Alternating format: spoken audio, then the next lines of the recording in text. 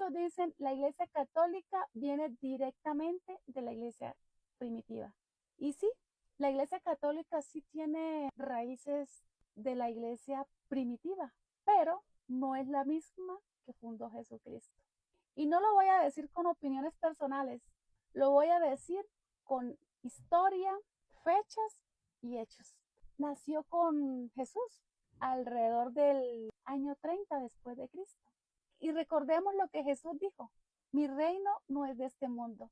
Durante el siglo primero, segundo y tercero, la iglesia fue perseguida. Era pobre y sencilla. No había papa, no había misa, no habían imágenes, no habían templos lujosos ni oficiales. Los cristianos se reunían en casas y en catatumbas y eran perseguidos.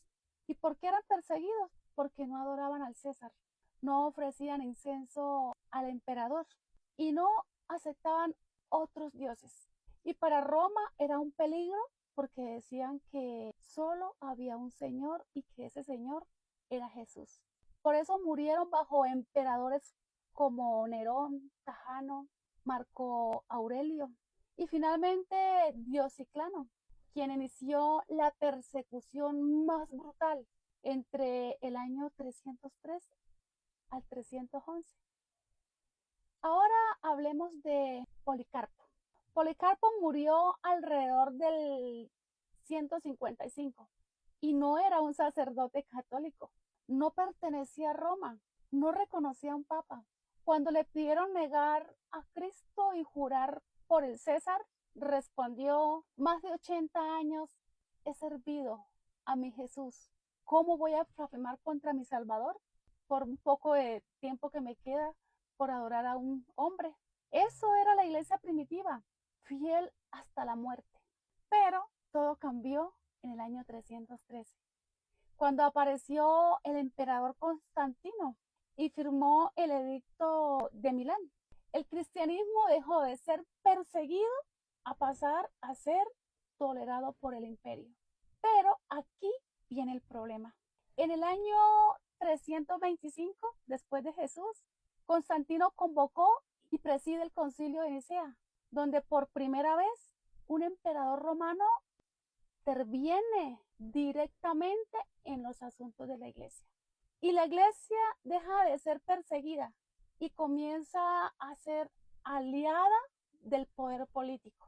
Después de Constantino, no se elimina el paganismo, se mezcla, se adaptan templos paganos, se asumen símbolos romanos, se crea una jerarquía imperial religiosa. Y en el año 380, con el edicto de Tesalónica, el cristianismo se convierte en religión oficial del Imperio Romano. La iglesia que antes moría por Cristo, ahora gobierna desde el imperio. Y desde ahí surge la Iglesia Católica Romana. Sí, sí tiene raíces históricas de la iglesia primitiva, pero ya no tiene la misma mentalidad, ni la misma sencillez, ni la misma fidelidad a Jesús. La iglesia primitiva fue pobre, perseguida y obedecía a Jesús, obedecía los mandamientos de Dios. Esa imperial es rica, poderosa y adaptada al sistema. Jesús no fundó un imperio religioso, Jesús fundó un cuerpo espiritual.